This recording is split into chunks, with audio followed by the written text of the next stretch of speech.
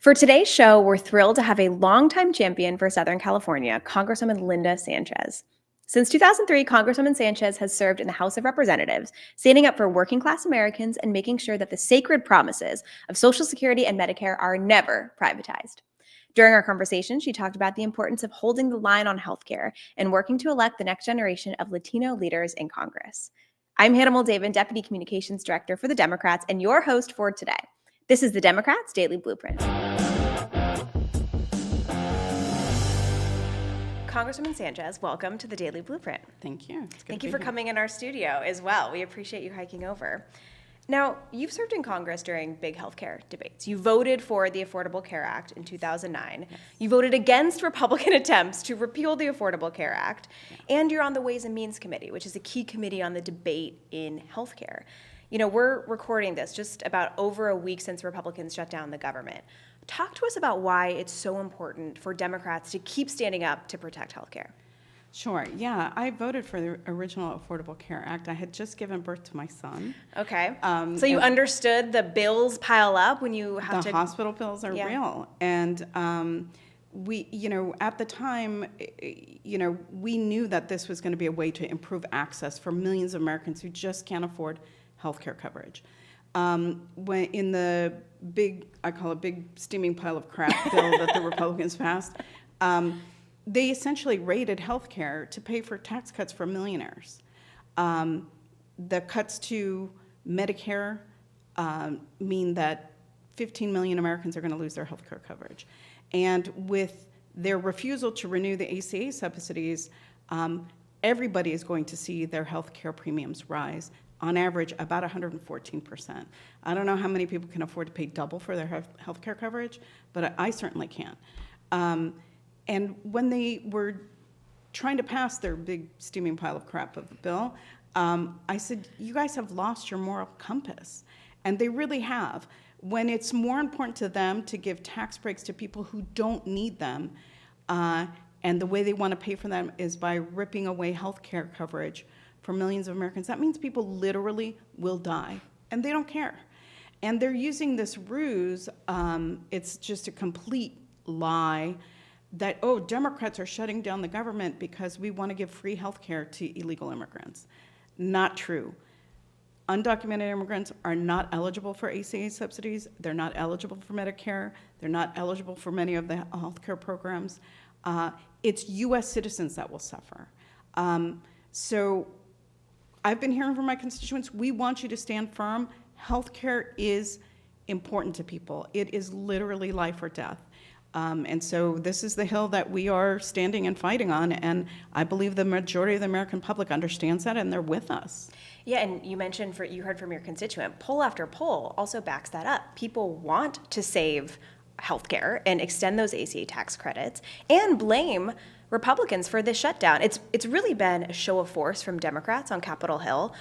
What has that been like strategically? You are fighting for this thing we all really care about, and also strategically, Democrats are winning this battle. Yeah, I don't know why the GOP is so dug in. They won't even talk about extending the ACA subsidy. They won't even, the president initially refused to meet with congressional leaders. He is just dug in, and I think Republican Congress people are starting to feel the heat from their constituents. They're beginning to understand, no, this means health care for their constituents.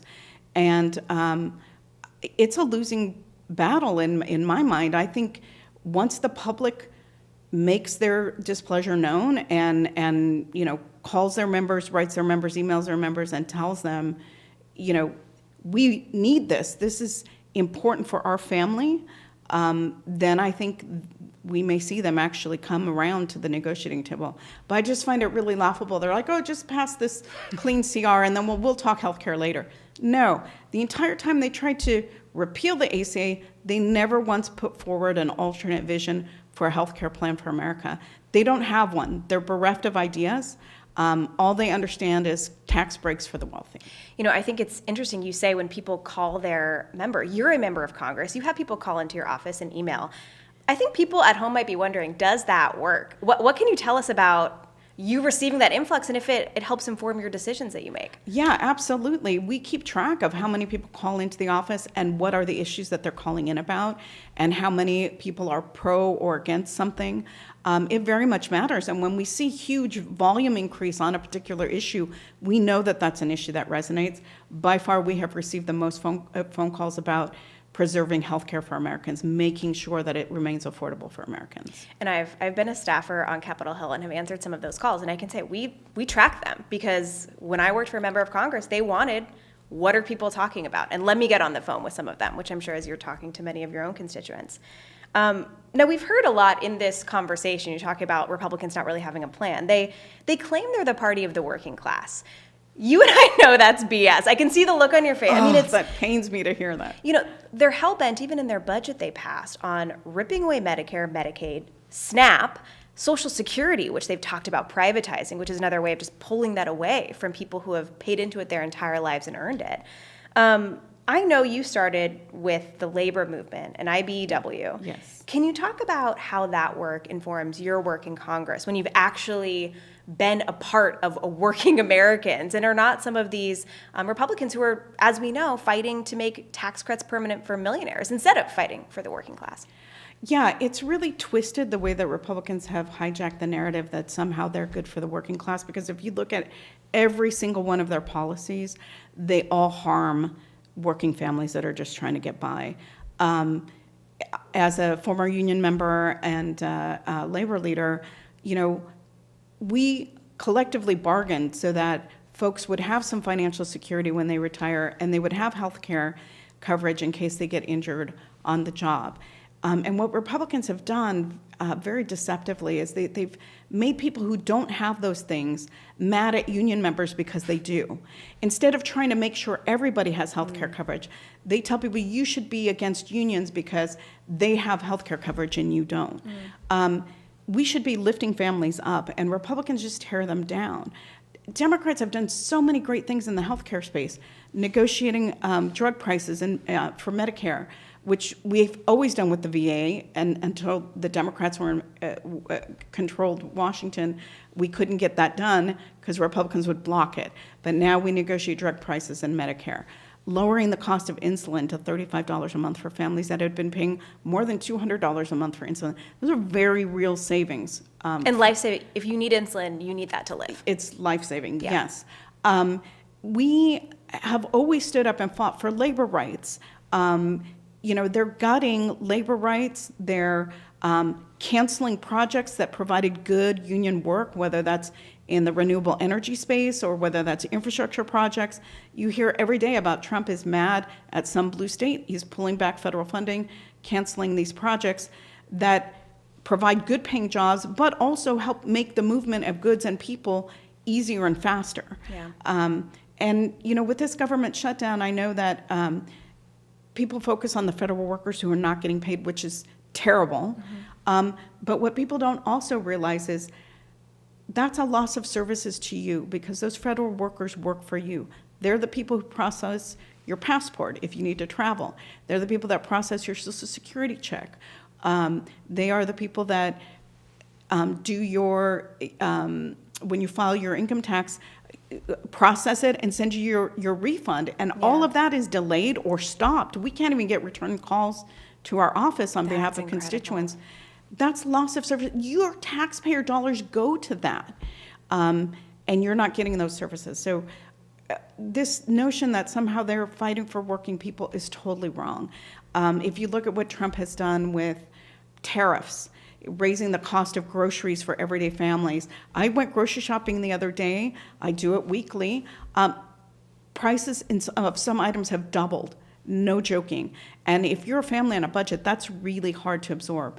Our family farmers who used to export goods to our trading partners around the world, used to export our agricultural products. Because Trump has started trade wars with all of our trading partners, they're not buying U.S. soybeans anymore. They're not buying U.S. beef or cattle. That's a direct result of policies that Trump has pursued that hurt working families. So, I wish that people would wake up and put those pieces together. Things are more expensive. He promised that they wouldn't be. They are. He promised that he was going to negotiate these great trade deals. He hasn't. We are looking at, American families who are struggling, like not being able to sustain. This is not sustainable in the long run. No, and you said, Donald Trump said he would come into office on day one with lower prices. You go to the grocery store, I do as well. We can see in front of our eyes that things are more expensive. And so people are frustrated and see these prices going up. And so when Donald Trump says the economy's going great, we know that. We feel it not to be true. Now, in addition to your work on the official side, so in Congress, on issues like healthcare, Social Security, immigration reform, we've been talking about some of them. You're also chair of Bold PAC, which is the political arm of the Congressional Hispanic Caucus, which focuses on recruiting, supporting Latino candidates for Congress. Amid all of these attacks on Latinos, especially in your own backyard of Los Angeles, which we've really seen, can you tell us a bit about your effort to increase Latino representation and fight for Latino political power?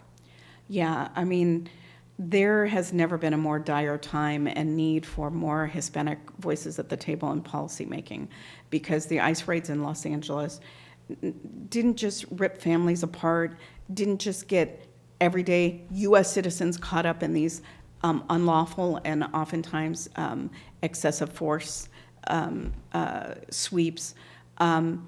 It has hurt small businesses. It has dampened the economy. It has made people deathly afraid to leave their homes, even U.S. citizens. I know friends of mine that look brown because they are brown, that carry their passports with them everywhere because they're terrified that ICE is going to stop them.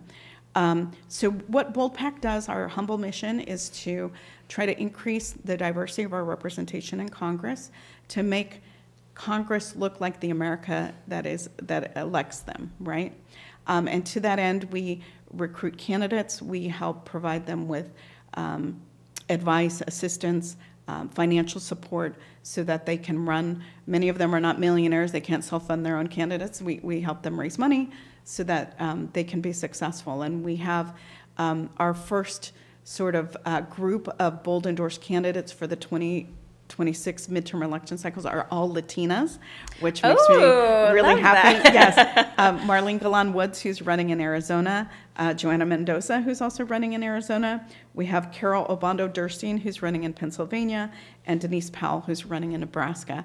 Outstanding women candidates, a veteran among them, folks that have been lifting up their communities and doing the hard work for many, many years. So Bold has endorsed them. We will be providing them with the support necessary to hopefully make sure that their campaigns are successful and that we can flip some seats away from Republicans and have them represented by Latinas. That's fantastic. Now, lastly, I wanted to end on another fun note. We talked a little bit before, but you're a huge fan of your hometown Dodgers. You're currently the coach of the Democratic team for the congressional baseball game. Beyond putting the best players in the lineup, is there anything that you can take from the baseball field into the halls of Congress? Yeah, if there's one thing I've noticed, it's that how players behave on the field is a real reflection of what they're like as a human being. Because there are players, that may be new, they don't know me, they don't know that I played on the congressional team for many years, had one of the highest batting averages for many years. Hey! And so they might think, who's this woman trying to tell me what to do or to coach me? I get a lot of fun and pleasure out of the fact that during baseball season, when we have practices in the morning, I get to tell 15 men what to do, and they have to listen to me or they don't get to play in the game. But, whether they're receptive to being coached, again, they might look at me and think, who's this one trying to tell me what to do? But, if you have the experience and they're open to it, you can tell that they're, going to be a good player. They're open to coaching. They're open to constructive criticism, to suggestions. Yeah. And you have players from time to time that think they know it all, or unfortunately, maybe they might have been a standout athlete in one sport and they think that automatically translates to baseball, and it doesn't. So you have to remind them, hey, I'm the coach and you need to, listen to the instruction. But it tells you a lot about people. And I've been blessed that, the guys that come out for the baseball team and ladies too, are generally, really good humored. They're all about the teamwork. They work together to try to better themselves and to contribute to the team. And so it's a really good atmosphere. So for those that don't know, the congressional baseball game is Democrats versus Republicans. There's also a women's softball game, and so a lot of women members of Congress play softball game, but you are on and the coach of the baseball game. How many other women play a few? So for about 13 years, I was the only woman on the Democratic side, but Nanette Barragan, who is also from Southern California, also Latina, she grew up playing, and so she plays on the baseball team too. On the Republican side, they've had like one or two members off and on. I think Ileana Ross-Lehtinen was the first. Yes. And they've had several. So, so there's representation, not a lot, but there's representation in the baseball game. Yeah. But you're correct. Most of the congressional women play on the softball team. Yeah. Well, you're an inspiration for that, and also for many of the other things that you're standing up and fighting for on Capitol Hill. So, Congresswoman Sanchez, thank you so much for coming in today. It's been my pleasure. And we'll support you again on the baseball field and on Capitol Hill. I appreciate that. Thank you. Thank you so much to Congresswoman Sanchez for joining us. With Election Day less than a month away, we're continuing to highlight Democratic candidates for office in our segment, 60 Candidates in 60 Days Before the November Election. Today, we want to highlight Anthony Angelozzi, a high school history teacher and candidate for New Jersey's General Assembly in District 8. As both a teacher and the president of the Hamilton Education Association, Anthony is a strong advocate for the needs of teachers and staff who help students succeed. In Trenton, he's been a strong voice for public schools, for greater affordability, and for growing the economy and creating jobs in South Jersey. To make calls, knock doors, and volunteer with the Angelozzi campaign, go to southjerseydems8.com. You can also find the link in our video description below. Thanks for joining us today for this episode of the Daily Blueprint. We'll be here right with you every weekday at 10 a.m. Eastern on the DNC's YouTube page. Until then.